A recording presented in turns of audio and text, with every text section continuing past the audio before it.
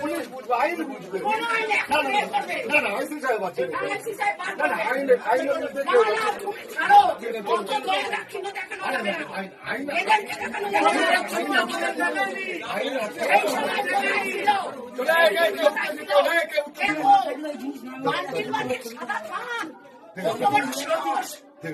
সাদা থান দেখেছে, ও মেয়েদেরকে কি মনে করে সাদা থান কাকে পড়াবে?